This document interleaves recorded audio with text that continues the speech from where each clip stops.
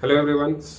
आज एक बहुत ही इंपॉर्टेंट टॉपिक पे मैं वीडियो बना रहा हूँ, जिसके बारे में मैंने लास्ट वीडियो में ही बात किया था। That is how to prepare for BFA entrance, है ना। बैचलर ऑफ फाइन आर्ट के लिए हम लोग किस तरीके से प्रिपेयर करें कि हमारे जो एडमिशन के चांसेस हैं वो बढ़ जाए, है ना। मैंने ये भी डिस्कस किया था कि प्रॉब्लम कहाँ आती है प्रिपेयर करने पे।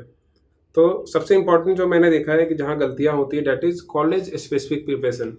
तो जब भी हम लोग किसी एक पर्टिकुलर कॉलेज के लिए प्रिपेयर करते हैं तो ऐसा होता है कि हम लोग अपने जो प्रिपरेशन का डोमेन है, जो एडमिशन लेने का जो डोमेन है, उसको खुद से छोटा कर देते हैं, है ना। ऐसे ही अच्छे आर्ट कॉलेजेस की कमी है और उसमें स्टूडेंट्स बहुत ज़्यादा है।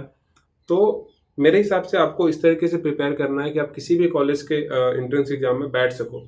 तो आज मैं जो सिलेबस आपके साथ डिस्कस करने वाला हूँ, उसको मैंने कुछ इस तरीके से समराइज किया सारे कॉलेज के इम्पोर्टेंट टॉपिक्स को लेकर के कि आपको एक कॉलेज स्पेसिफिक प्रिपरेशन ना करके आपको सारे टॉपिक के ऊपर ध्यान देना है ना। एज एन आर्टिस्ट आपको कभी इस तरीके से प्रैक्टिस नहीं करना है कि मुझे बस फिगर आती है, मुझे बस स्टिल लाइफ ही आती है, उसके अलावा मुझे कोई भी सब्जेक्ट मिलेगा तो मेरे से नहीं होगा। नहीं, ऐसा नहीं होता है। आपके पास कोई भी टॉपिक आए, कोई भी सब्जेक्ट आए, आपको उसको पेंट करना या ड्रॉ करना आना चाहिए। एक मिनट वेट करते हैं ये फ्लाइट क्रॉस करने का।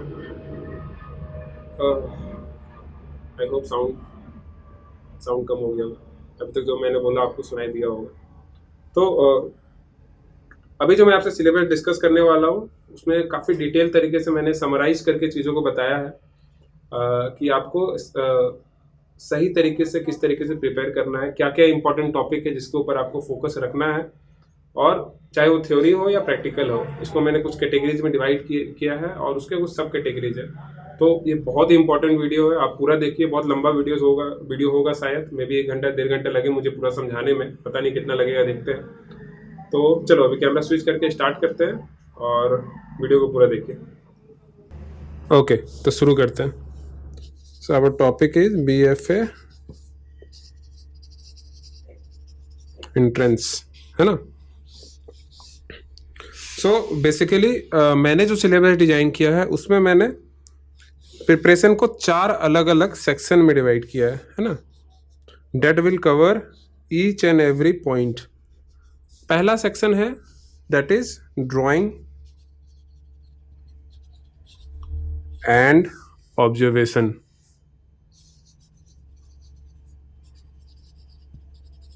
है ना।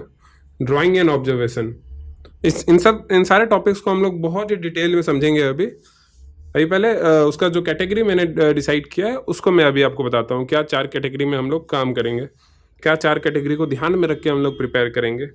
Second category is design and creative composition. I hope मेरी राइटिंग समझ में आ रही है, नहीं तो मैं साथ में बोलता जा रहा हूँ, आप लिख सकते हो। क्रिएटिव कंपोजिशन, है ना। ये दोनों जो है, दोनों प्रैक्टिकल का पार्ट है। This is also practical part, ठीक है। उसके बाद आता है theory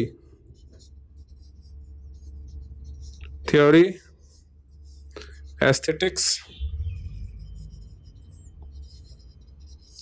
and GK which is general knowledge, ठीक है। इसमें दोनों आ सकते हैं, रिटन एंड एमसीक्यू। ये आपका एग्जाम, रिटन बेस एग्जाम के ऊपर है। एंड फोर्थ पार्ट इज, थोड़ा नीचे में लिखता हूँ, fourth part is English basic एकदम and general awareness,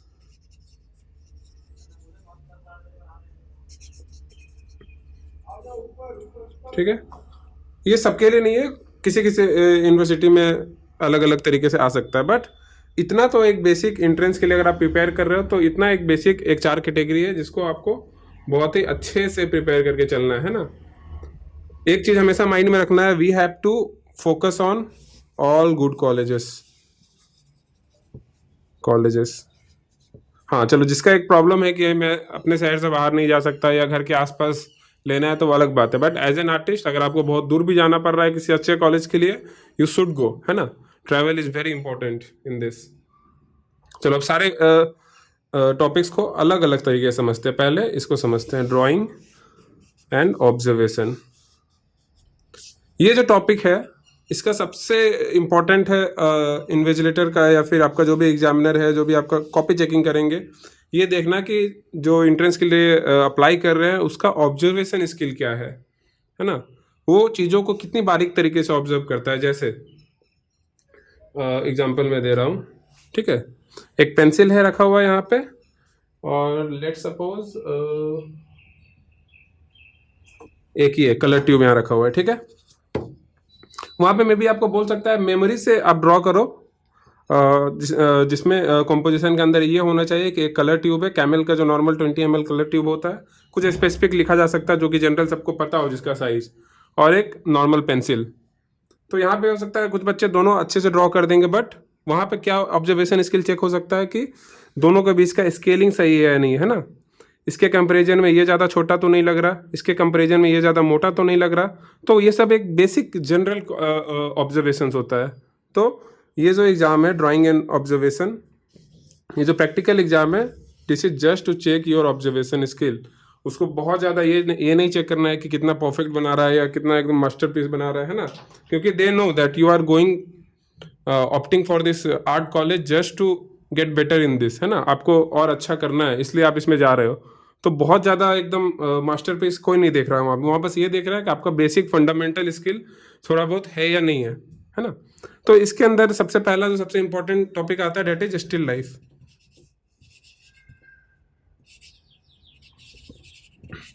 still life जो कि बहुत सारे कॉलेजेस में आपको दिए जाएंगे। मोस्ट ऑफ द टाइम ये एक नॉर्मल सा कॉम्पोजिशन रहता है जिसमें कुछ बर्तन वगैरह इस तरीके का कुछ सेटअप रहता है ना, या फिर कुछ एक फ्रूट बास्केट या वैसा कुछ सेटअप आपको दिया जा सकता है। There is some fruit basket, some fruits over there, पीछे में एक ड्रैपरी हो सकता है ना। ये एक स्टिल लाइफ के ऊपर आपका चेक किया जा सकता है कि आपका ऑब्जर्वेशन स्किल क्या है, प्लस साथ में आपका ड्राइंग स्किल क्या है ना। ऑब्जर्वेशन स्किल को दिखाने का तरीका है आप ड्राइंग के थ्रू आप दिखा रहे हो, है ना। Drawing is just a way to check your observation skill. आपको वहाँ बोल के कुछ भी नहीं बताना, एवरीथिंग इज आप कितना अच्छे तरीके से किसी भी चीज़ को ड्रॉ कर रहे हो। जब भी आप कोई भी चीज़ ड्रॉ कर रहे हो वहाँ पे लोग देखते हैं कि आपका ऑब्जर्वेशन स्किल क्या है, प्लस आप अपने फ्रेम को किस तरीके से यूज़ करते हो, है ना। अब जो भी सब्जेक्ट ड्रॉ करो, चाहे स्टिल लाइफ हो, फिगर हो, है ना, कुछ कॉम्पोजिशन आपको क्रिएटिव कॉम्पोजिशन जो आगे हम डिस्कस करेंगे, तो इन सारे सब्जेक्ट को किस तरीके से आप एक फ्रेम के अंदर किस तरीके से कंबाइन करके एक ड्राइंग या पेंटिंग बना रहे हो, वो सब बेसिक्स वो देखते हैं। बस आपको थोड़ा बहुत एक कंपोजिशन का नॉलेज है या नहीं है ना, इसको आगे चल के हम लोग देखते हैं। तो first thing is still life. Still life practice तो सबको करना ही करना है जो भी बीएफए के लिए प्रिपेयर कर रहे हैं। Second thing is object. इसमें फिर दूसरा एक टॉपिक आता है ऑब्जेक्ट ड्राइंग।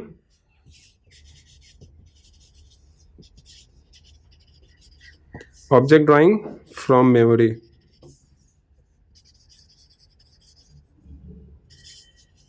अरे मेरे स्पेलिंग या फिर राइटिंग थोड़ा गड़बड़ है इसीलिए मैं बोल रहा हूँ, आप थोड़ा लिख सकते हो।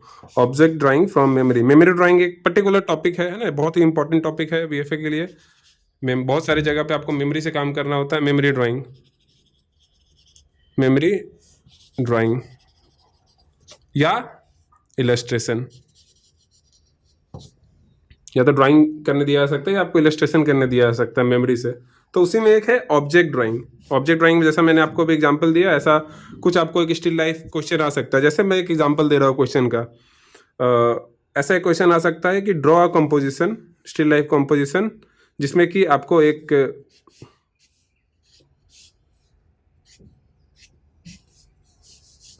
बुक को ड्रॉ करना है ना। एक बुक यूज़ करनी है कंपोजिशन में अपनी, कुछ भी हो सकता है बुक, किसी भी टॉपिक के ऊपर एक बुक यूज़ करना है। साथ में एक ग्लास, है ना, नॉर्मल जो घर में एक ड्रिंकिंग ग्लास होता है, एक ग्लास बनाना है उसमें। साथ में और एक पर्टिकुलर कुछ एलिमेंट, 2-3 एलिमेंट इस तरीके से आपको बोला जा सकता है कि ले समझ। और एक हो सकता है कि एक टेबल के ऊपर एक बुक पड़ा हुआ है ना, एक ग्लास है और वहाँ पे एक कंप्यूटर मॉनिटर है, ऐसा कुछ, एक कंप्यूटर मॉनिटर। ये एक छोटा सा कंपोजिशन। एक नॉर्मल घर का जो टेबल होता है ना, कंप्यूटर डेस्क जो होता है, उस पे ये आसपास ये 3 एलिमेंट को यूज़ करके आपको एक कंपोजिशन बनाना है। तो यहाँ पे सबसे इम्पोर्टेंट होता है ऑब्जर्वेशन जो वो चेक करते हैं, दैट इज़ ड्राइंग तो है ही, उसके बाद योर ऑब्जर्वेशन स्किल, कि आप अपने आसपास की चीज़ों को कितना ऑब्जर्व करते हो। एक मॉनिटर नॉर्मली घर में कितना एक लैपटॉप होता है 13 इंच स्क्रीन का, मॉनिटर नॉर्मली 18 इंच या 22 इंच 21 इंच, उससे ज़्यादा का तो नहीं होगा, है ना, एक नॉर्मल मिडिल क्लास घर में।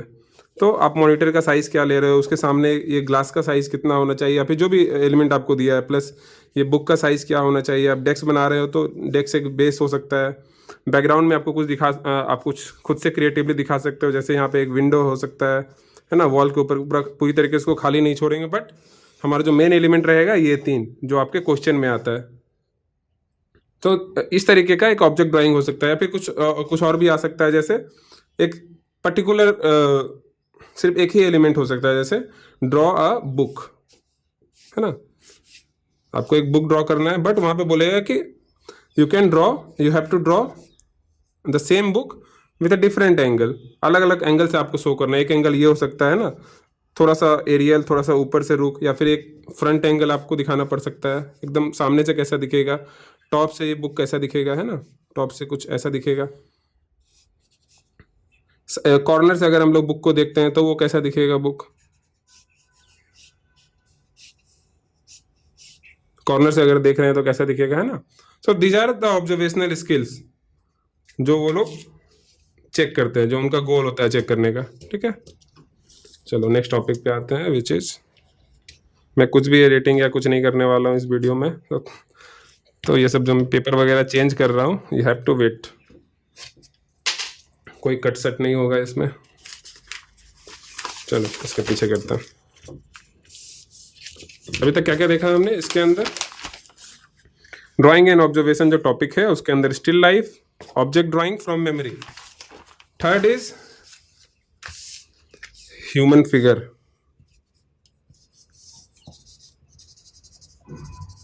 ह्यूमन फिगर,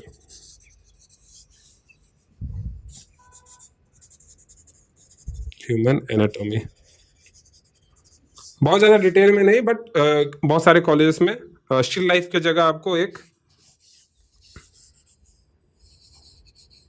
है ना, एक मॉडल दिया जा सकता है कि सेमी न्यूड या फिर नॉर्मल एक ड्रेपरी के साथ कुछ कपड़े पहने हुए मॉडल, है ना, कुछ भी दिया जा सकता है। एक मॉडल बैठा हुआ है, आपको उसको ड्रॉ करना है, ठीक है। ये एक पर्टिकुलर टॉपिक है, अलग अलग एंगल से ड्रॉ करना हो सकता है, वो डिपेंड करता है कि आपका सिटिंग अरेंजमेंट क्या है। आप फ्रंट में बैठे हो तो कुछ वैसा आपको ड्रॉ करना पड़ेगा, है ना, फ्रंटियल जो लुक होता है। आई am just giving you an example.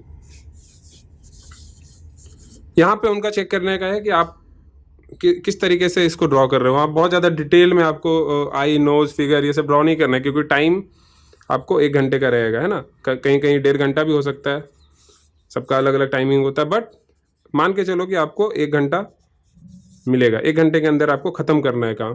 तो फिगर के अंदर डिटेलिंग उसी हिसाब से रखेंगे हम लोग जितना आप 1 घंटे में कर सकते हो, है ना। प्रैक्टिस आपको उसी हिसाब से करना है जो आप इस पर्टिकुलर टाइम में आप कर सकते हो, इस हिसाब से आपको तैयारी करनी है प्रैक्टिकल का, जब हम लोग फिगर की बात करते हैं। और फिगर डजंट मीन ऑलवेज कि आप बहुत ज़्यादा डिटेल में एक एक नस एक एक मसल्स दिखाना है, नहीं, आपको बस एक बेसिक ह्यूमन का एनाटॉमी वहाँ पे शो करना है। जैसे अगर हेड का साइज हम लोग एक पर्टिकुलर हेड का साइज अगर हम लोग ले रहे हैं, है ना, लेट्स सपोज दिस इज,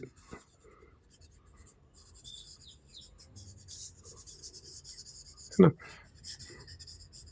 एक हेड है, तो इसके हिसाब से फिर बॉडी का साइज क्या रहेगा, इसके हिसाब से फिर लोअर बॉडी का साइज क्या रहेगा, इसके हिसाब से पैर का साइज कितना आएगा, हैंड का साइज क्या आएगा, है ना।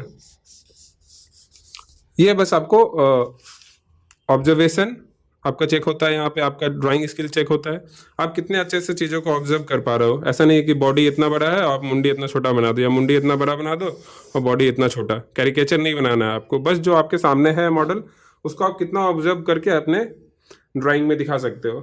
1 घंटे में आपको, लेट्स सपोज अगर आप 1 घंटे के लिए प्रैक्टिस कर रहे हो, तो आपको ऐसा प्रैक्टिस करना है कि 20 मिनट में आप जो एक बेसिक स्केच होता है किसी के फेस का, जैसे लेट सपोज एक बेसिक मैं स्केच कर रहा हूँ कि इस तरीके से हम लोग मार्किंग देते हैं कि हैंड का पोजीशन ये रहेगा, है ना, लेग का पोजीशन एक पर्टिकुलर पोजीशन होगा, ठीक है।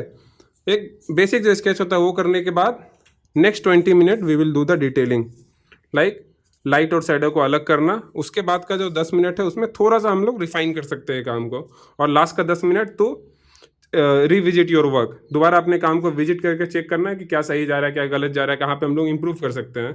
तो मिला जुला के 50 मिनट में आपको एक फिगर स्केच कंप्लीट करना है, ठीक है। This is third topic from observation drawing and observation. उसके बाद अलग सब्जेक्ट भी हो सकता है, मिल सकता है आपको। Question mark by MS Bean from Spotify. Alexa pause. अरे बिना कुछ बोले एकदम ये जवाब दे रही है। अभी गाना प्ले हो जाता तो कॉपीराइट लग जाता, ठीक है। चलो 3 टॉपिक हुआ हमारा। एक टॉपिक मैंने डिस्कस किया स्टिल लाइफ, दूसरा ऑब्जर्वेशन ड्राइंग एंड मेमोरी, तीसरा था figure drawing. Next is nature study.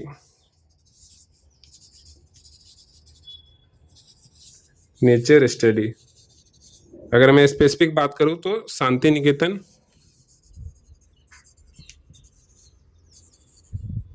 यहाँ का ये बहुत इंपॉर्टेंट एक टॉपिक रहता है कि आपको आपके सामने कोई मॉडल नहीं है, कोई स्टिल लाइफ नहीं है, आपको आउटडोर में जाके एक पर्टिकुलर स्पेस दिया जाएगा, उस नेचुरल इन्वायरमेंट को आपको ड्रॉ करना है। तो वहाँ पे आपका जो कॉम्पोजिशन स्किल है वो बहुत इंपॉर्टेंट हो जाता है। आपको बहुत ज़्यादा ध्यान देना है कॉम्पोजिशन स्किल पे, है ना, कि कहाँ पे किन चीज़ों को कंपोज करें। क्योंकि जब हम लोग बाहर जाते हैं, आउटडोर में जाते हैं, तो आपके पास 100 चीज़ें होती है, उसमें 50 चीज़ें होती है जो मूव कर रही है, मूविंग ऑब्जेक्ट, 50 चीज़ें ऐसी होती है जो स्टिल है ना। बहुत सारा फिगर भी होता है, और आपके पास एक लिमिटेड टाइम है, 1 घंटे के अंदर आप क्या कर सकते हो। तो जैसे सपोज आप किसी गार्डन में हो या फिर कॉलेज के कैंपस में, मोस्टली ये कॉलेज के कैंपस में ही होगा, कैंपस के आसपास, तो वहाँ पे नेचुरली एक नेचुरल इन्वायरमेंट रहता है कैंपस में, कुछ पेड़ वगैरह होंगे, तो आप किस तरीके से अपने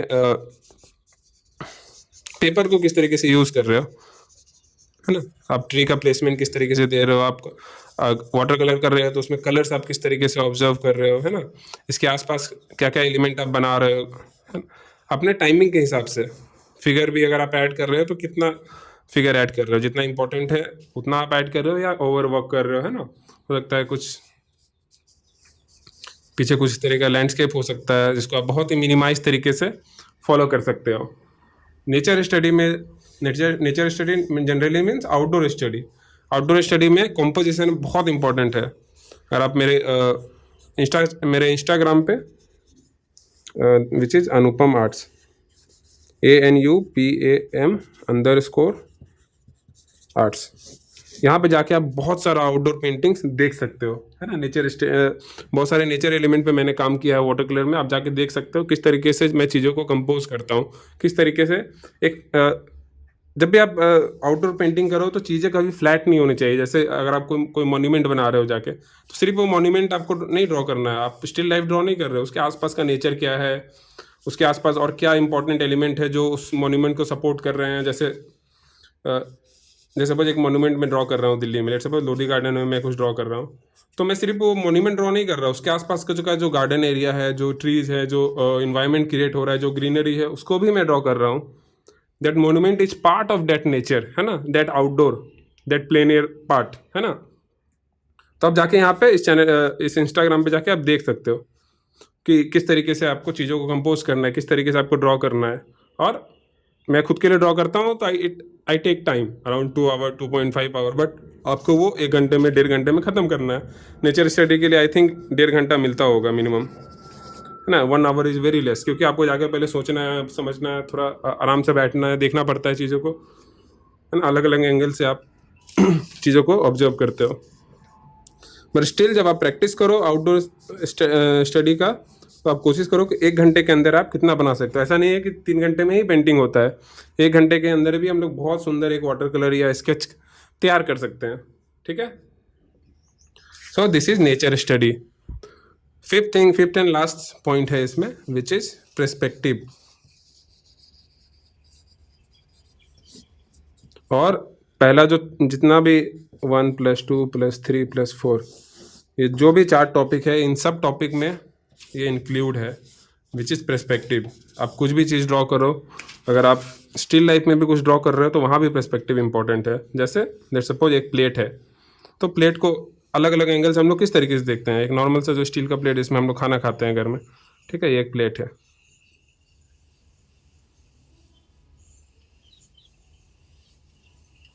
ठीक लाइक दिस, जो हम लोग टॉप से देख रहे हैं।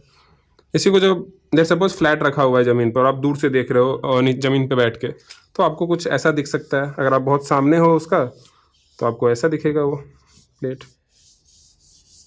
है ना। जब आप एकदम दूर हो तो ये और थोड़ा आपको फ्लैट दिख सकता है, जैसा ये कुछ ऐसा दिखेगा आपको, नीचे थोड़ा गहरा है ना। जब आप एकदम दूर से देख रहे हो तो और ज़्यादा फ्लैट आपको दिख सकता है, ये ऑलमोस्ट इतना,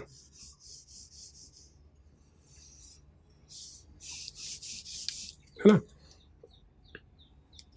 कोई भी चीज़ होता है, let's suppose there is a glass,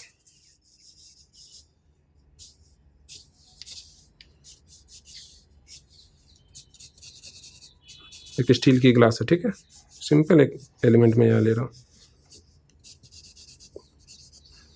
तो किसी भी एंगल से आ सकता है। अगर फ्रंट आ रहा है तो फ्रंट से ऐसा दिख रहा है। लेट सपोज थोड़ा टेढ़ा करके रखा हुआ है तो मे बी इस तरीके से दिख सकता है आपको, है ना, ऐसा कुछ दिख सकता है आपको, है ना। फ्रंट से अगर आप देख रहे हो तो एकदम फ्रंट से जब आप ग्लास को देखोगे तो it will look like a plate, but उसका जो साइज है वो थोड़ा कम होगा, है ना। पीछे का पार्ट छोटा होता है तो दिखेगा अंदर, ऐसा कुछ दिखेगा आपको ग्लास।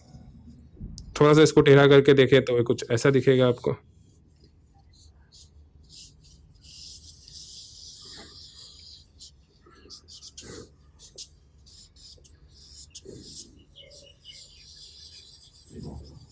है ना। ये है आउटलाइन। तो एलिमेंट कुछ भी हो, अगर आप फिगर की बात करें, फिगर में भी आपको पर्सपेक्टिव का ध्यान रखना है। लेट सपोज फिगर थोड़ा हाइट पे बैठा हुआ है ना, एक प्लेटफॉर्म के ऊपर चेयर लगा के कोई बैठा हुआ है और आप ज़मीन पे बैठ के उसको बना रहे हो, तो उसका फेस कैसा दिख सकता है। थोड़ा सा अगर आप नीचे से देखो तो उसका फेस थोड़ा आपको इस तरीके का दिखेगा, ऊपर का पार्ट थोड़ा छोटा लगेगा, नीचे का पार्ट आपको थोड़ा ज़्यादा ब्रॉड लग सकता है, नोज़ का पार्ट, फिर ऊपर के पार्ट थोड़े छोटे हो सकते हैं। इस तरीके से पर्सपेक्टिव में आ सकता है फिगर, है ना।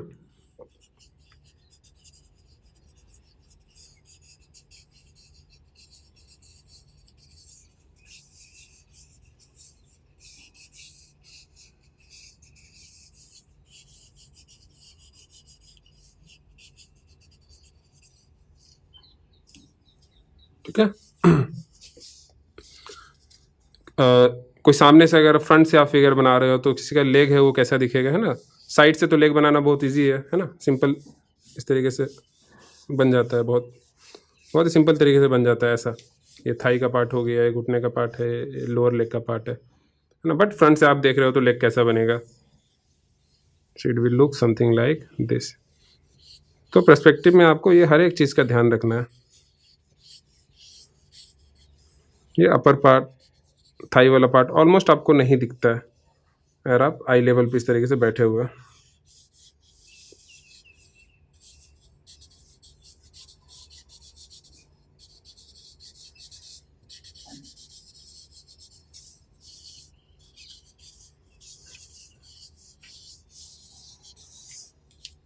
ठीक है, कुछ ऐसा। इन सारे टॉपिक को हम लोग डिटेल में भी कवर करेंगे। जो मेरा न्यू बैच स्टार्ट होने वाला है only for BFA preparation, next year preparation. इस साल का तो ऑलमोस्ट बहुत सारे कॉलेजेस के एग्ज़ाम हो गए होंगे या फिर जस्ट होने ही वाले होंगे, तो अभी बहुत टाइम है नहीं। तो आप जितना जल्दी प्रिपेयर करना स्टार्ट करोगे, आपको चीज़ें उतनी जल्दी पता चलेगी और आपके पास उतना ज़्यादा टाइम होगा चीज़ों को और इम्प्रूव करने का, अपने प्रैक्टिकल को और इम्प्रूव करने का। और वो सिर्फ that is not just for your entrance. और आपका एक बेस बहुत अच्छा है, आपका ड्राइंग बहुत अच्छी है, आपका थोड़ा एक बेसिक ऑब्जर्वेशनल स्किल बहुत अच्छा है, तो आपका कॉलेज में first year and second year बहुत ही अच्छा गुजरेगा। वहाँ पे बहुत सारी चीज़ें एक्सप्लोर कर पाओगे। बट ये सभी बेसिक क्लियर नहीं है, तो अगर आपका एडमिशन हो भी जाता है तो आपको पहला दूसरा साल बेसिक सीखने में समझने में ही टाइम वेस्ट हो जाएगा। और वहाँ पे आप देखोगे बाकी लोग बहुत काम कर रहे हैं और आपको बेसिक ड्राइंग नहीं आ रहा है, किसी न किसी तरीके से एडमिशन हो गया बट आपका बेसिक ड्राइंग में भी प्रॉब्लम है, तो आप या तो फ्रस्ट्रेट हो गए या फिर आप कुछ और काम करना, बेसिक को छोड़ के कुछ और क्रिएटिव की तरफ ज़्यादा भागोगे। नॉर्मली ये होता है, इसको कुछ समझ में नहीं आता स्टार्टिंग में, वो क्रिएटिव की तरफ चला जाता है। Creative is not bad, but starting में आपको पहले एकेडमिक तरीके से सीखना चाहिए चीज़ों को, फिर क्रिएटिव या जो भी तोड़ने वगैरह की चीज़ें, ब्रेकिंग, वो बाद में स्टार्ट होता है।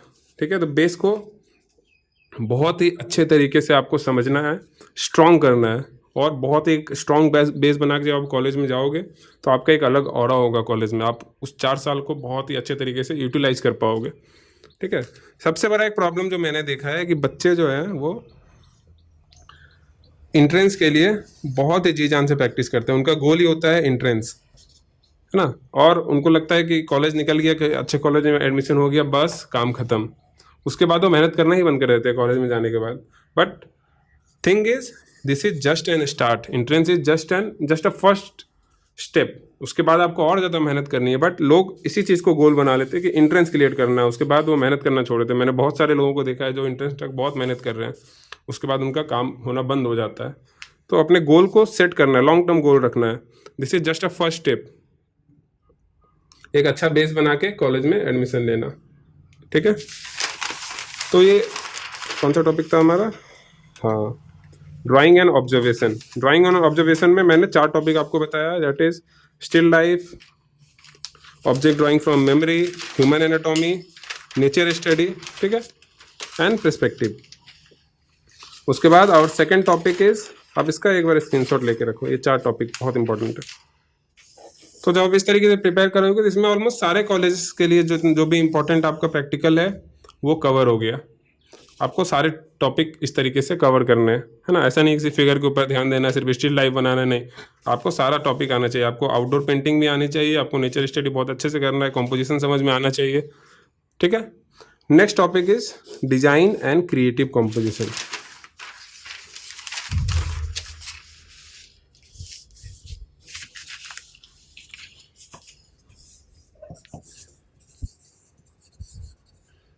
Design and creative composition. ठीक है, कॉम्पोजिशन क्या है और क्रिएटिव कॉम्पोजिशन क्या है? ठीक है, कॉम्पोजिशन क्रिएटिव को हटाते से कॉम्पोजिशन बस समझते हैं। कॉम्पोजिशन किसे कहते हैं? आपके पास एक फ्रेम है ना, जैसे ये जो मेरा स्क्रीन है, दिस इज ऑल्सो कॉम्पोजिशन। किसी भी एक फ्रेम के अंदर मैं फ्रेम कॉम्पोजिशन के बारे में बात कर रहा हूँ। नॉर्मली कॉम्पोजिशन किसी भी चीज़ को पिरोना होता है ना, चाहे आप खाना बनाओ तो वहाँ पे भी कॉम्पोजिशन लगता है, आप घर सजाओ that is also a composition, आपको कहाँ पे सोफ़ा रखना है, कहाँ पे बेड रखना है ना, everything is a composition. Music के नोट्स जब मिलते हैं तो उसको भी कॉम्पोजिशन बोलते हैं, कि बहुत सारे म्यूजिकल नोट्स मिलके एक तैयार एक म्यूजिक क्रिएट करते हैं, तो that is a musical composition. ठीक है, we are talking about drawing, not drawing, frame composition, क्योंकि हमारे we are working in a frame, in a particular frame, either this frame और this frame, this is general frame for painting and drawing, है ना। आजकल तो बहुत सारा आ गया है, मैंने ऐसे कैनवेसेस देखे हैं, ये इस तरीके का कैनवस भी मैंने देखा है स्टार शेप का, है ना। तो ये सब I am just talking about in general, this is the 2 frame we generally deal with. ठीक है, तो इस फ्रेम के अंदर हम अपने एलिमेंट्स को, अगर रियलिस्टिक काम कर रहे हैं, स्टिल लाइफ कर रहे हैं, तो स्टिल लाइफ को कहाँ पे किस तरीके से हम लोग मैनेज करते हैं, जैसे रूल ऑफ थर्ड के हिसाब से यहाँ पे हम लोग रख सकते हैं चीज़ों को यहाँ पे इस्टेब्लिश कर सकते हैं, यहाँ पे कर सकते हैं, किस पॉइंट पे कहाँ कैसे इस्टेब्लिश करना है, कितना स्पेस बॉर्डर से छोड़ना है, एवरीथिंग कम्स अंडर कंपोजिशन।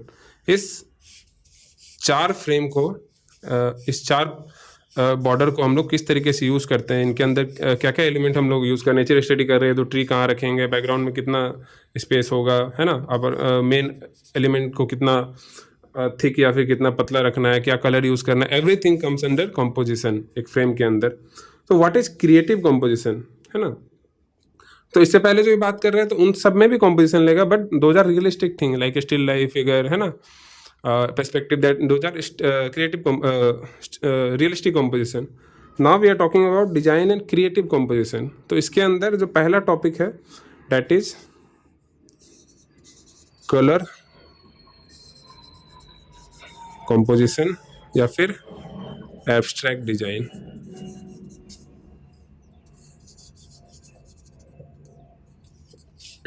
इसमें आपका चेक होता है कि आपका विजुअल एबिलिटी क्या है, कि आप विजुअली चीज़ों को किस तरीके से बैलेंस करना जानते हो। जैसे आपके पास एक फ्रेम होगा, उसके अंदर आपको कुछ गिवन शेप दिया जाएगा, जैसे सर्कल हो गया, ट्राइंगल हो गया, या फिर कुछ ऐसा अटपटा सा ट्राइंगल, कुछ एलिप्स है ना, कुछ स्क्वायर, रेक्टेंगल, ऐसा कुछ रोम्बस है ना, कुछ भी पर्टिकुलर ऐसा शेप दिया जा सकता है। इन सब शेप्स के अंदर आपको कलर फिल करना है, तो आप इन शेप को कहाँ किस तरीके से यूज़ कर रहे हो, कि कहाँ पे क्या कलर फिल कर रहे हो, सारे कलर एक दूसरे के साथ हार्मनी में है या नहीं है, ये सारी चीज़ें चेक होती है क्रिएटिव तरीके से, है ना।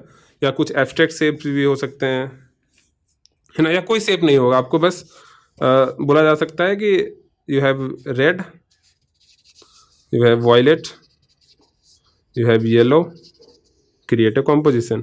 तो इन सब कलर को आप किस तरीके से इसको अपने पेपर को फिल करते हो, है ना, किस तरीके से कलर बैलेंस करते हो, ये दिस ऑल थिंग्स कम्स अंदर क्रिएटिव कॉम्पोजिशन। आप बस कलर के बीच में बैलेंस क्रिएट कर पा रहे हो नहीं कर पा रहे हो, या फिर हार्मनी या रिदम क्रिएट कर पा रहे हो नहीं कर पा रहे हो, वो चेक करना होता है ना।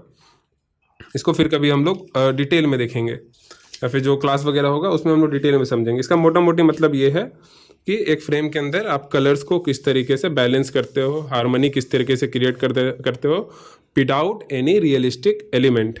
ठीक है, तो ये पहला चीज़ था क्रिएटिव कॉम्पोजिशन का पहला टॉपिक। इसका दूसरा टॉपिक है थीम बेस्ड, है ना, थीम बेस्ड कॉम्पोजिशन। आपको इसमें क्या है कि आपको कुछ एक थीम बेस्ड सिचुएशन दिया जा सकता है, जैसे कुछ टॉपिक दिया जा सकता है, जैसे रेनी डे, है ना।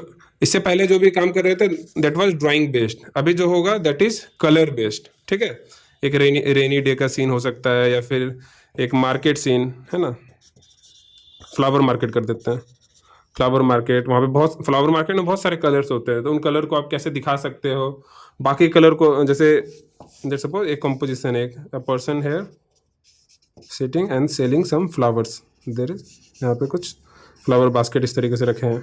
तो फ्लावर मार्केट बहुत कलरफुल होता है, यहाँ पे बहुत सारे मल्टीपल ब्राइट कलर्स होंगे, तो आप किस तरीके से इस कलर को रखते हो अपने फ्रेम के अंदर। जैसे यहाँ पे बहुत ब्राइट कलर्स हैं, तो आपको बैकग्राउंड को थोड़ा सा म्यूट करना पड़ेगा, थोड़ा सा न्यूट्रल कलर्स यूज़ करने पड़ेंगे बैकग्राउंड में, ताकि इसके ऊपर फोकस आए, प्लस पूरे कंपोजिशन में हर जगह ब्राइट कलर्स ना रहे। आप कैसे इसको डिफाइन करते हो चीज़ों को, या फिर फिगर्स वगैरह आप किस तरीके से, मार्केट सीन है तो मल्टीपल फिगर्स भी होंगे, आसपास में लोग खरीद रहे हैं, थोड़ी दूर में कुछ लोग हैं, पास में कुछ लोग हैं, है ना। तो ऐसा कुछ भी आपको टॉपिक दिया सकता है which will also be memory based, है ना। तो इन सब के ऊपर हम लोग डिटेल में काम करेंगे जब भी हम लोग बैच स्टार्ट कर रहे हैं। ठीक है, स्टोरी, इसमें और एक आ सकता है स्टोरी टेलिंग।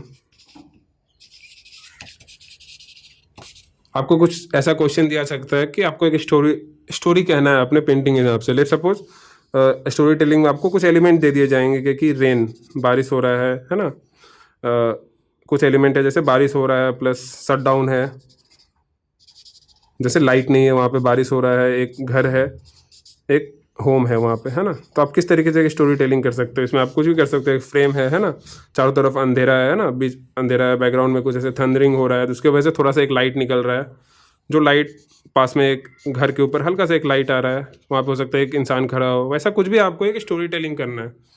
वहाँ पे कुछ पर्टिकुलर एलिमेंट आपको दिया जाएगा क्वेश्चन के अंदर, कि इन सारे एलिमेंट को लेकर के आपको एक स्टोरी क्रिएट करना है। जैसे कुछ क्वेश्चन ऐसा हो सकता है कि फ्लावर है ना, फ्लावर है, फिर फ्लावर एंड टू फिगर, तो इन दो एलिमेंट को लेकर के आप किस तरीके से कर सकते हो। आप बहुत अलग अलग स्टोरी क्रिएट कर सकते हो। एक स्टोरी तो ये हो गया, a flower seller and a buyer हो सकता है, और दूसरा हो सकता है कि एक कपल है ना, जैसे आप देखते होगे लड़कियां लगाती हैं, गजरा लगाती है बालों में, तो हो सकता है a person is,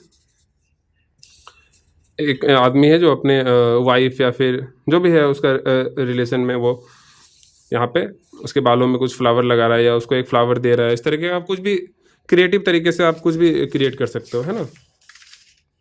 to figure में ऐसा भी हो सकता है कि एक बच्चा है, एक डिसेबल बच्चा है ना, उसको खुश करने के लिए एक आदमी उसको फ्लावर दे रहा है, तो आप एक पॉजिटिव वे में भी उस चीज़ को दिखा सकते हो। इसका टू फिगर मतलब हमेशा सबसे पहला टॉपिक दिमाग में लोगों का कपल ही आएगा, इसमें टू फिगर और एक फ्लावर होगा। बट इसके अलावा भी आप कितना क्रिएटिव तरीके से सोच सकते हो, कितना पॉजिटिव तरीके से सोच सकते हो, वही आपका आर्टिस्टिक एक सोच दिखाता है उसमें, ठीक है।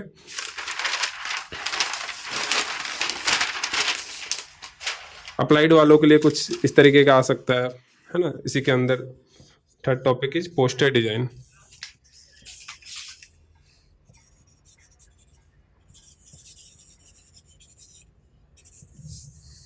पोस्टर डिजाइन या फिर एडवर्टाइजमेंट, है ना। इसके बारे में मुझे बहुत ज़्यादा बताने की ज़रूरत नहीं है। बचपन से अभी तक में जितना भी आप लोगों ने ड्राइंग कंपटीशन में पार्टिसिपेट किया है, वो एक्चुअल में ड्राइंग कंपटीशन नहीं होता था, दैट इज़ पोस्टर डिजाइन।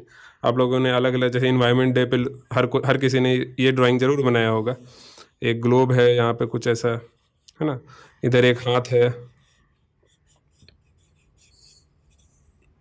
एक हाथ ऊपर की तरफ से आ रहा है ना, ग्लोब को पकड़ा हुआ या फिर एक ऐसा ड्राइंग बचपन में हर कोई बनाता है इस तरीके से। एक ग्लोब है, ऊपर एक पेड़ है ना, इसके जड़ें हैं, इससे ग्लोब पे जा रही है, इस तरीके का। इन्वायरमेंट के ऊपर जब भी टॉपिक आता था, तो ये सब हम लोग बचपन से कर रहे हैं। बचपन से जो भी हम लोग कर रहे हैं ड्राइंग में, ड्राइंग कॉम्पिटिशन में, that is actual not actually a drawing competition, वो सब पोस्टर ही था। तो ऐसा कुछ आपको दिया जा सकता है, कुछ सोशल टॉपिक हो सकता है अवेयरनेस का, है ना, कुछ कल्चरल टॉपिक हो सकता है, कुछ इन्वायरमेंटल टॉपिक्स हो सकता है। तो अलग अलग कुछ भी टॉपिक आपको दिया जा सकता है, और उसमें ड्राइंग के साथ साथ आपको, जैसे कि पोस्टर डिजाइन है तो वहाँ पे ड्राइंग के साथ साथ आपको टाइपोग्राफी भी ध्यान देना है, क्योंकि पोस्टर में राइटिंग का बहुत इंपॉर्टेंस है। आपको मिनिमलिस्टिक तरीके से आपको उस पोस्टर को समझाना भी है, तो आप क्या फॉन्ट यूज़ कर रहे हो, है ना, ये सब बहुत इंपॉर्टेंट है, ठीक है। तो ये तीसरा टॉपिक था इसका। Next topic is creative object design.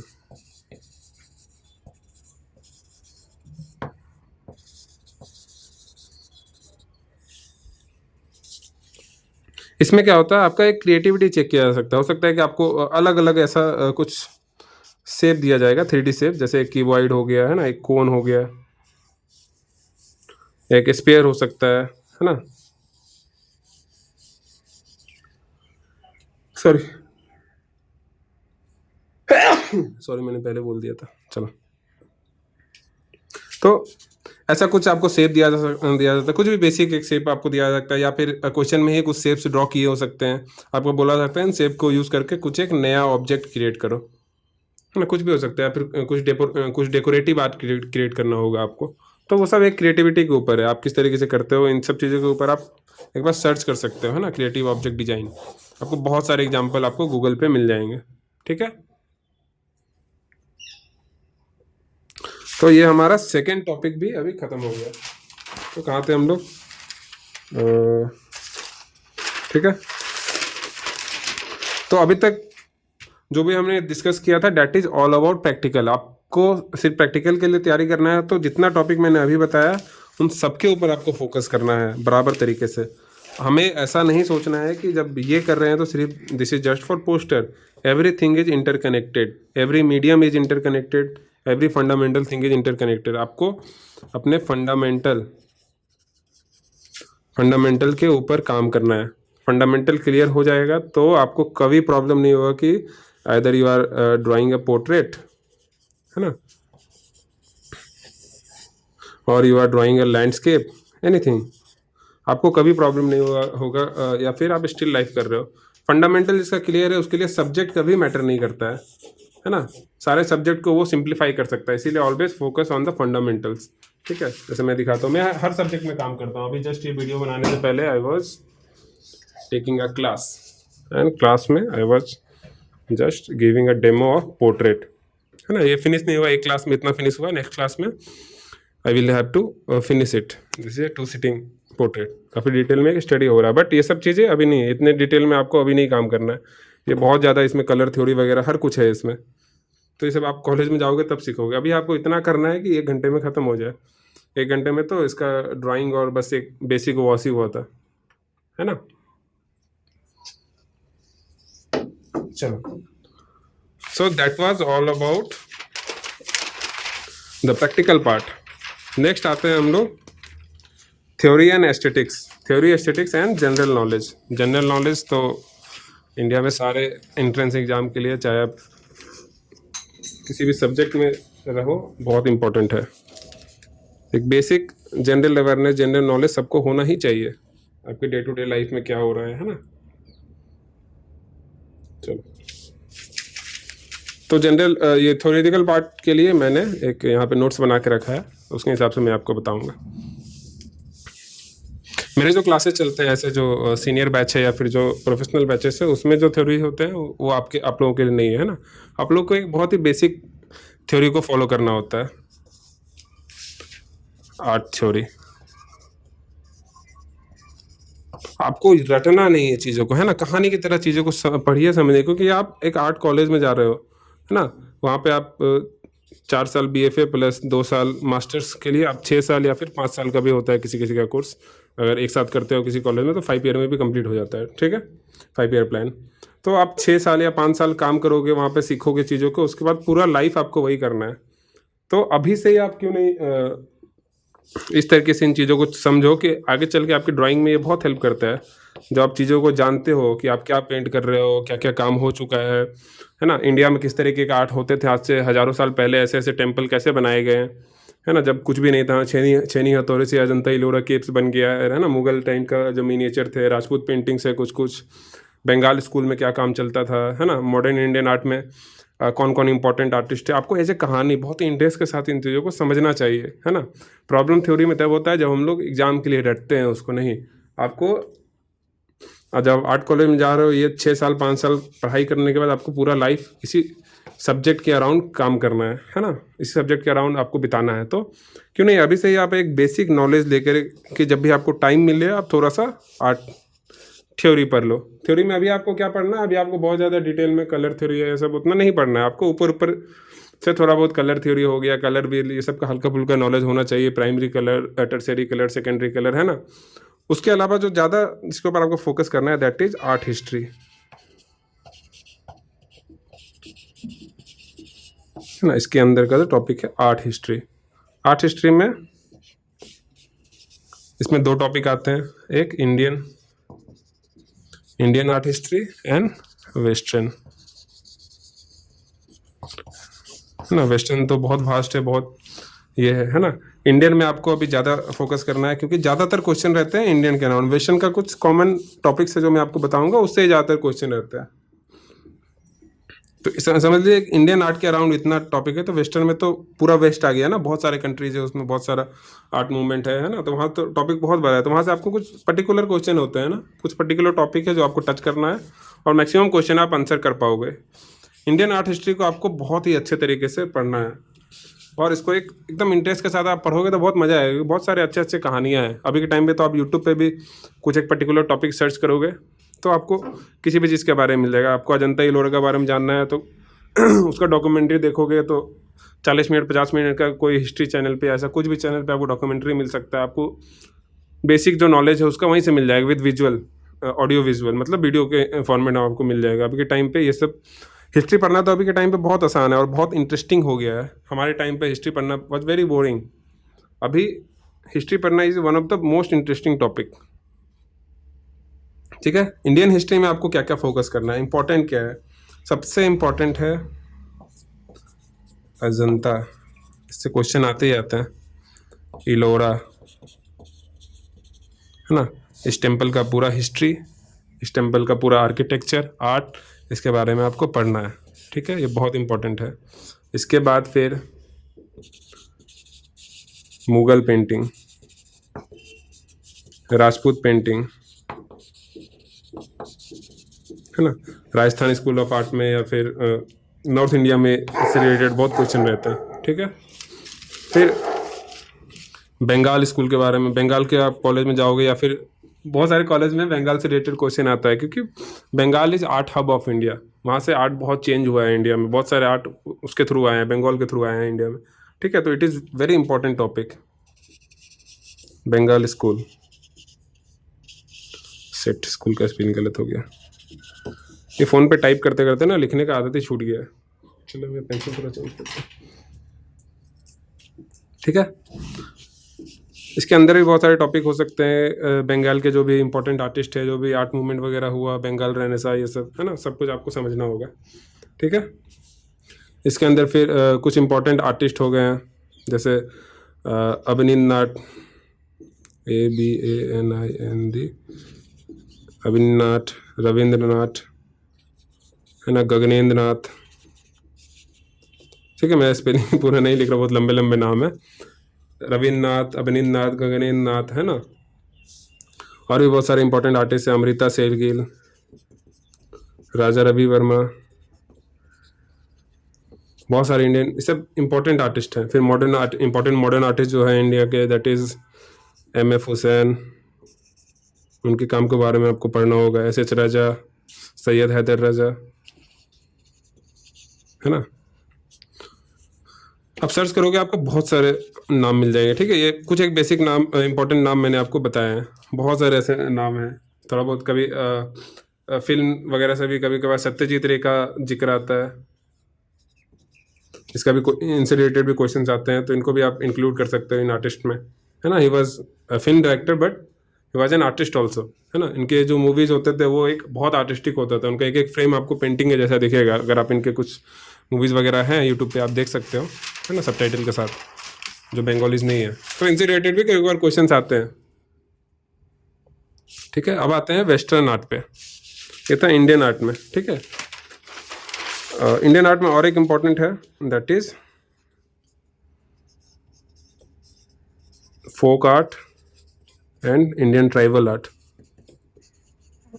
Folk art में क्या क्या इम्पोर्टेंट है, जैसे उड़ीसा में आपका एक ही आर्ट चलता है, क्या बोलते हैं उसको, पट्टचित्र।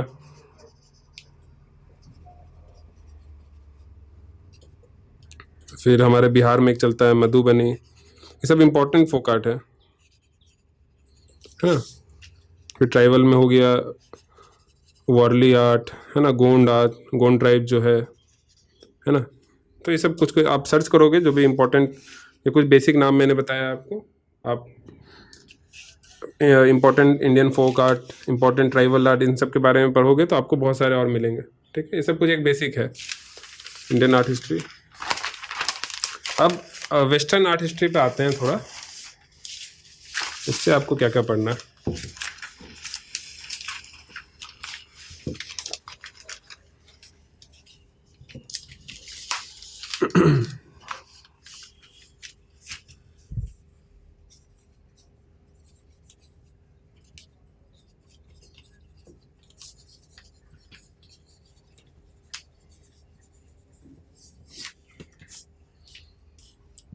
वेस्टर्न आर्ट हिस्ट्री, यहाँ पे सबसे इम्पोर्टेंट जो कुछ है, विच इज़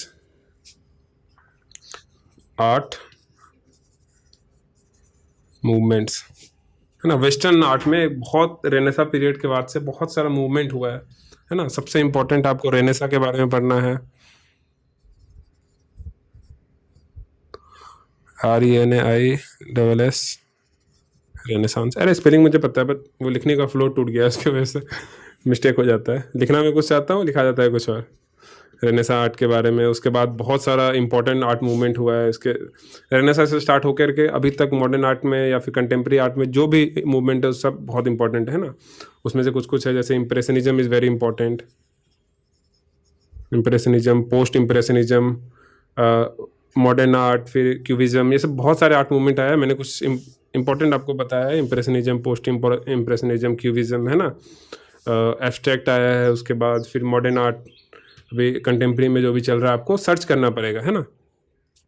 वेस्टर्न आर्ट में कुछ इंपॉर्टेंट आर्टिस्ट, ऐसे तो बहुत सारे आर्टिस्टों के बारे में हम लोग अभी पढ़ते हैं, है ना। बट इंपॉर्टेंट जिससे कोई इसके आसपास क्वेश्चन आता है, दैट इज वैन गो, फिर मैटिस,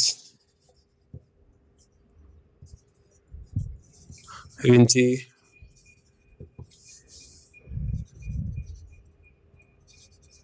माइकल एंजेलो, है ना।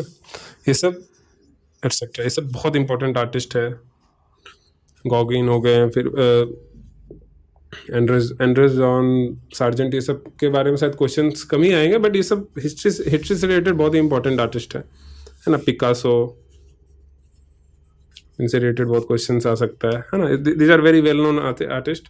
और जब आप आगे कॉलेज में जाओगे तो आपको बहुत सारे मास्टर स्टडी, बहुत सारे इंपॉर्टेंट आर्टिस्ट सार्जेंट हो गए, एंड्रस जॉन हो गए, जो मतलब टेक्निकल आर्टिस्ट हैं, मतलब जो प्रॉपर एक यूरोपियन टेक्निक को लेकर के, जो प्रॉपर एनाटॉमी या एकेडमिक टेक्निक को लेकर के बहुत सारे आर्टिस्ट हैं जिसके बारे में आप पढ़ोगे, but these are not very, जैसे विंची हो गए, सॉरी वैन गो हो गए, he is not very academic, he is a kind of a colourist, उसके लिए फेमस थे, है ना।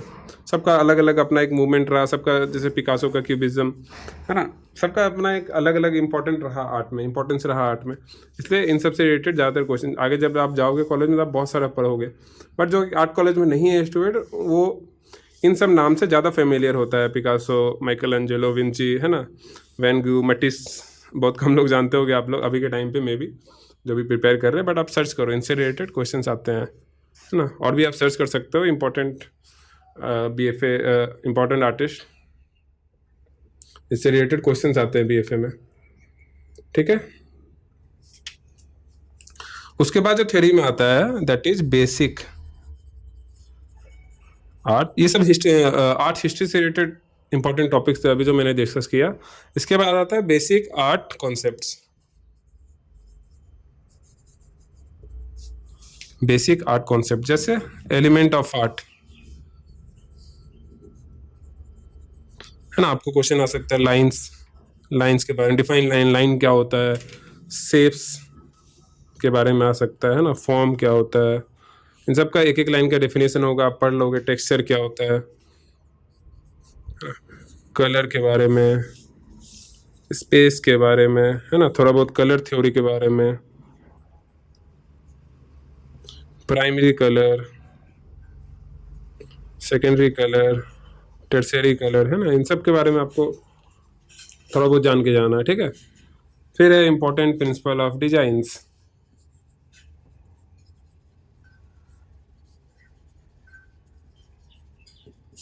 कॉलेज स्पेसिफिक क्वेश्चन होता है, तो आप ऑलमोस्ट हर चीज़ के बारे में थोड़ा बहुत जानोगे तो आपको अच्छा रहेगा, ठीक है।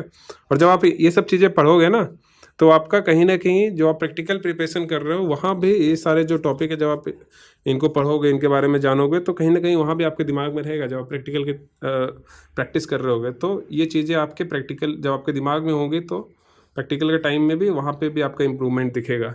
सो theory is not just for theory, it is also important for your practicals. जब आप चीज़ें जानते हो तभी आप अप्लाई कर सकते हो। आपको पता ही नहीं होगा फॉर्म क्या होता है, शेप्स क्या होता है, तो आप कैसे, शेप्स के बारे में पता ही नहीं है कि कहाँ कैसे किस तरीके से अप्लाई करते हैं, तो आप डायरेक्टली आउटलाइन ड्रॉ करोगे चीज़ों का, इस तरीके से आँखें बनाओगे।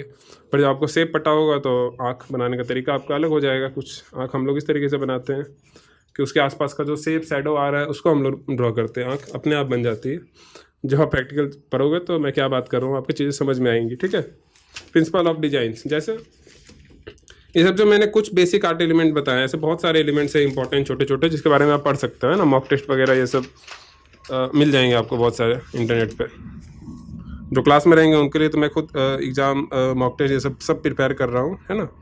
I am focusing on next year batch, 2026 batch, ठीक है, ताकि एक पर्टिकुलर टाइम पीरियड तक हम लोग खुद से प्रैक्टिस करें, उसके बाद फिर मॉक टेस्ट वगैरह ये सब प्रैक्टिस करें, ताकि एक प्रॉपर आपके पास टाइम हो, है ना। उसके बाद फिर बीच में हम लोग 2-3 महीने का गैप लेंगे, उसके बाद फिर दोबारा रीस्टार्ट करेंगे।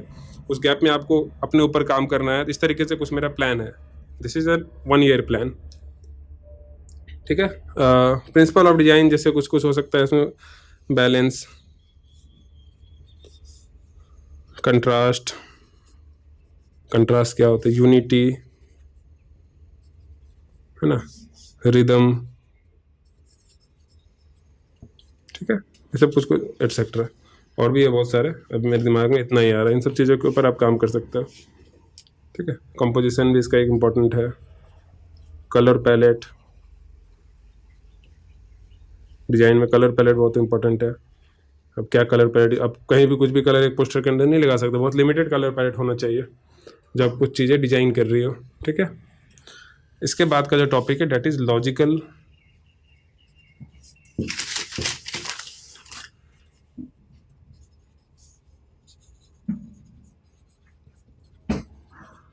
लॉजिकल रीजनिंग, ठीक है।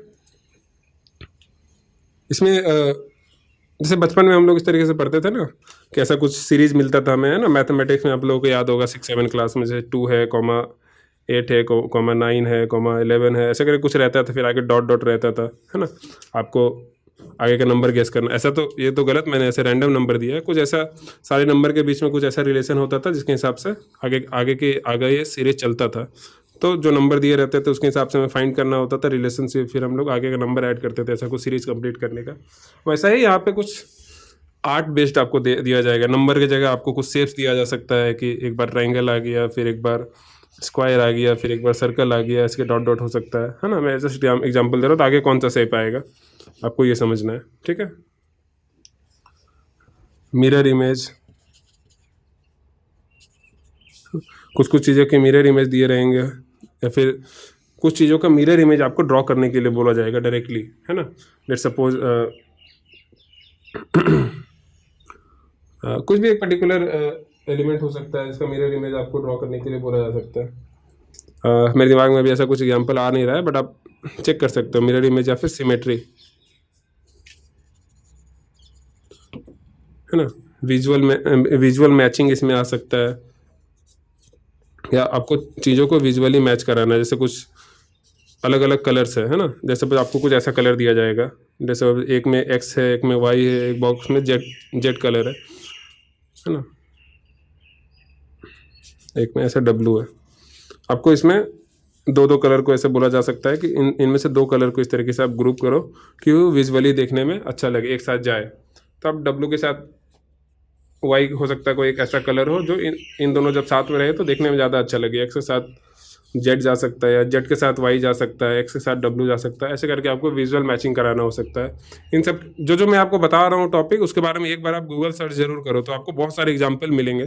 तो साथ के साथ आपका वो क्लियर हो जाएगा। आप नोट करके रखो, वीडियो खत्म होने के बाद आप तुरंत जाके गूगल करो उन चीज़ों को, ठीक है। चलो ये टॉपिक ख़त्म हो गया हमारा। Last topic is, last section जो है हमारा, दैट इज, वो सिंपल है ना। उसका आर्ट से बहुत ज़्यादा लेना देना नहीं है, वो एक जनरल टॉपिक है, which is section 4 English.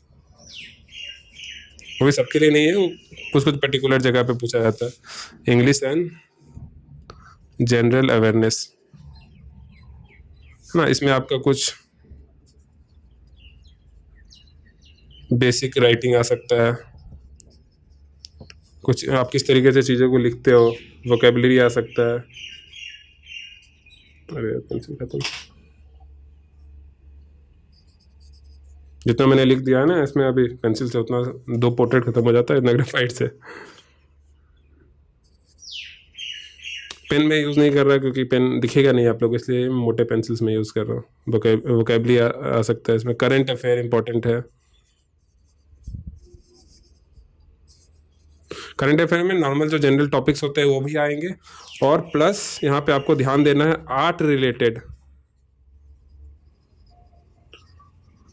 Current affair. जैसे अभी का एक बहुत इंपॉर्टेंट क्वेश्चन क्या हो सकता है कि भारत की सबसे महंगी पेंटिंग कौन सी बिकी, है ना।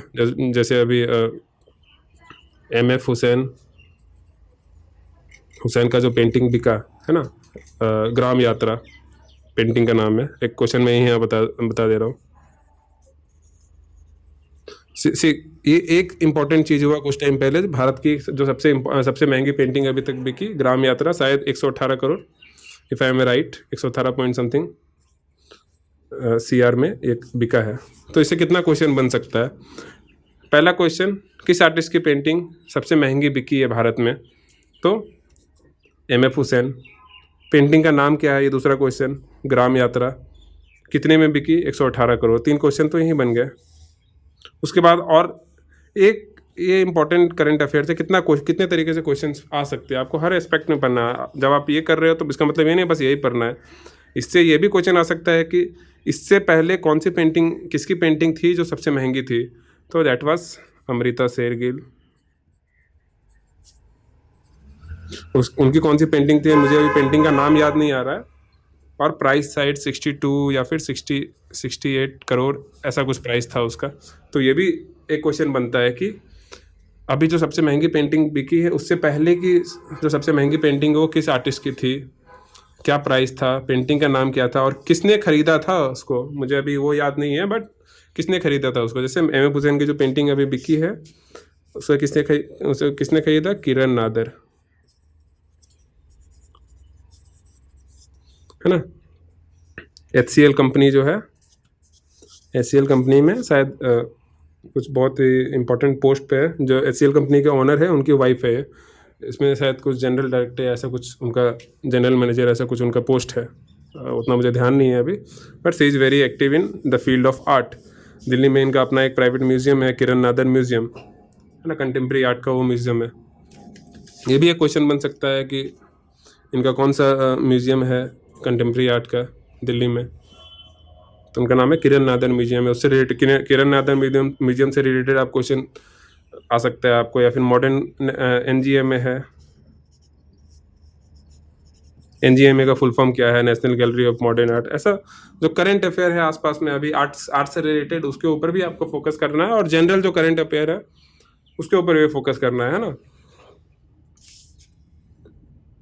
ऐसा कुछ कुछ लॉजिकल क्वेश्चंस या फिर करंट अफेयर आ सकता है।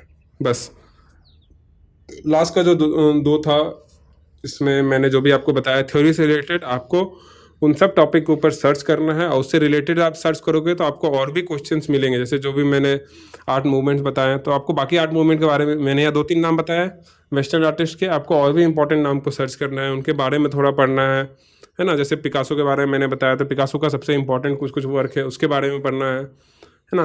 पिकासो का जो ब्लू पीरियड रहा, रेड पीरियड रहा, उसके बारे में आपको पढ़ना है।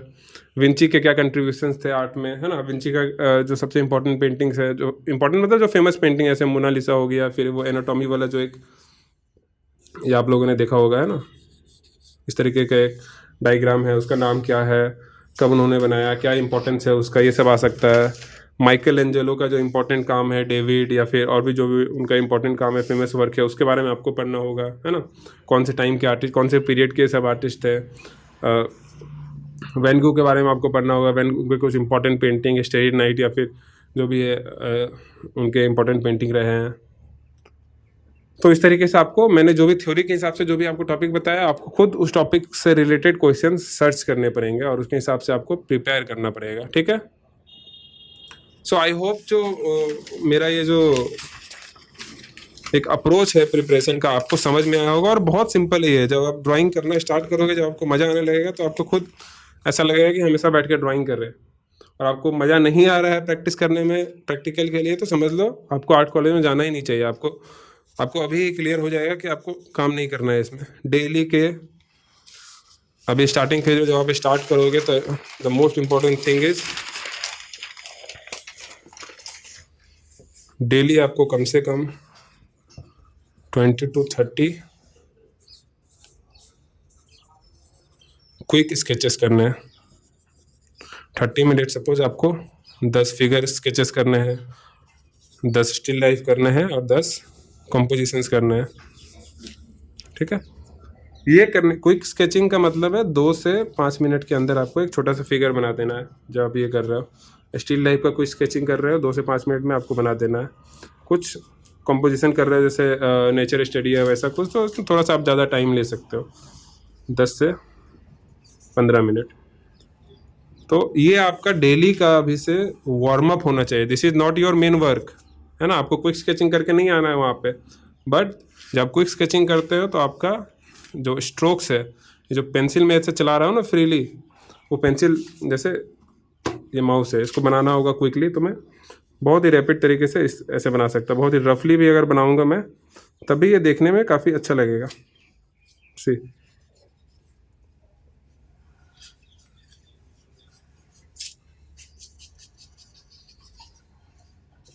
ये जो बोल्ड स्ट्रोक्स है मेरे, जैसे इसमें डर नहीं है स्ट्रोक्स में, भले ही गड़बड़ है ना, थोड़ा छोटा बड़ा या थोड़ा इधर उधर निकल गया, बट इसमें जो फ्लो है पेंसिल का, that comes with quick sketching. Don't compare my drawing with my writing, ठीक है, दोनों अलग अलग है। तो ये जो मैं यहाँ पे घेरा इस तरीके से लगा रहा हूँ, है ना, तो इस लाइन के अंदर भले वो प्रिसीजन नहीं है, बट इसमें जो कॉन्फिडेंस है, वो लाइन का कॉन्फिडेंस आपको क्विक स्केचिंग के थ्रू ही आएगा। उसके बाद इतना करने के बाद आपको अपने पर्टिकुलर सब्जेक्ट के ऊपर काम करना है। जैसे 2 स्टिल लाइफ हो गया, कभी 2 फिगर्स हो गए, घर में कोई है तो उसको बैठा के आप काम करो, भाई बहन है उसको बैठा के काम करो। आप नॉर्मल अपने हाथ को लेकर के प्रैक्टिस कर सकते हो, मिरर के सामने प्रैक्टिस कर सकते हो, ठीक है। तो that's how you have to prepare. So अभी ये वीडियो बनाने के बाद मुझे पता चला कि वीडियो ऑलमोस्ट 1 घंटा का हो चुका है, ये जो सिर्फ पेपर वाला वीडियो है लिखने वाला। बट आई होप मैंने अपनी बात को समझाने में किस तरीके से आपको प्रिपेयर करना है ना, प्रिपरेशन एंट्रेंस के लिए, वो सब क्लियर हुआ होगा, है ना। अगर आपके और भी कुछ डाउट्स हैं इसको लेकर के और कुछ इंपॉर्टेंट टॉपिक पे वीडियो चाहिए तो आप नीचे कमेंट बॉक्स में मुझे बता सकते हो ना, मैं उस हिसाब से वीडियो मेकिंग करूँगा इस चैनल पे। और मेरा जो बैच स्टार्ट होने वाला है BFA प्रिपरेशन का, वो 15 से 20 दिन में ऐसा कुछ स्टार्ट होगा। बट रजिस्ट्रेशन आप अभी से कर सकते हो। एक पर्टिकुलर नंबर ऑफ स्टूडेंट ही मैं ले सकता हूँ, है ना, एक बैच में। तो बैच कुछ ऐसे चलेंगे कि वीक में 2 दिन का क्लास होगा, है ना, 1.5 से 2 घंटे का क्लास होगा। वीक में एक क्लास 1.5 से 2 घंटे का, और every week there will be 2 class, है ना। मतलब एक क्लास होगा 1 से 1.5 घंटे का, और वीक में होंगे टोटल 2 क्लास। मतलब मंथ में आपको 8 क्लास मिलेंगे, और उसके अलावा जो भी आपको काम दिया जाएगा, टास्क दिया जाएगा, वो आपको कंप्लीट करना है, ठीक है। और एक पर्टिकुलर टाइम पीरियड पे, जैसे हर 2 महीने पे, 1 महीने पे ऐसा मॉक टेस्ट वगैरह हम लोग अभी स्टार्टिंग में कर सकते हैं। और 6 महीने का मैं सोच रहा हूँ, 6 महीने का बैच होगा। 6 महीना प्रिपेयर करने के बाद आपका 1 मंथ सिर्फ मॉक टेस्ट चलेगा, है ना। Every week there will be a mock test of practical and theory. Theory में आपको क्या पढ़ना है, कैसे पढ़ना है, कुछ इंपॉर्टेंट टॉपिक्स, वो सब मैं क्लास में ड्यूरिंग प्रैक्टिकली आपको कभी कभी क्वेश्चन वगैरह ऐसे मॉक टेस्ट का, या फिर पुराने जो क्वेश्चन थे थ्योरी से रिलेटेड, करंट अफेयर, वो सब मैं आपको शेयर करता रहूँगा, ठीक है। फी वगैरह जो भी है, या फिर जो भी आपका क्वेरीज है क्लास को लेकर के, मैं नीचे डिस्क्रिप्शन में अपना व्हाट्सअप नंबर दे रहा हूँ, वहाँ पे आप मुझसे कांटेक्ट कर सकते हो, ठीक है। रजिस्ट्रेशन अभी 2 दिन में स्टार्ट हो जाएंगे क्लासेस के लिए, तो आप चाहो तो रजिस्टर करना स्टार्ट कर सकते हो। एक बार एक पर्टिकुलर नंबर ऑफ स्टूडेंट आ गए, उसके बाद फिर मैं बैच जल्दी ही स्टार्ट कर दूंगा। मोस्ट प्रोबेबली इस मंथ के 3rd वीक में या फिर लास्ट वीक में मैं स्टार्ट करूंगा इस बैच को। चलो, और एक इम्पॉर्टेंट बात, अगर आप नहीं भी प्रिपेयर कर रहे हो, अगर आपको लगता है कि ये वीडियो इंपॉर्टेंट है किसी के लिए, इसको आप जानते हो, तो उसके साथ जरूर शेयर करो, है ना। This is a very informative video, and I think इस तरीके का वीडियो आपको नहीं मिलेगा, या फिर कम मिलेगा, कि जो पर्टिकुलर इसमें बस मैंने एक सिलेबस डिस्कस किया है कि आप खुद से भी प्रिपेयर कर रहे हो तो आपको क्या सोच के साथ और किस तरीके से प्रिपेयर करना है, किस वे में प्रिपेयर करना है, और कहाँ फोकस रखना है आपको, ठीक है। चलो, मिलते हैं नेक्स्ट वीडियो में। Thank you very much.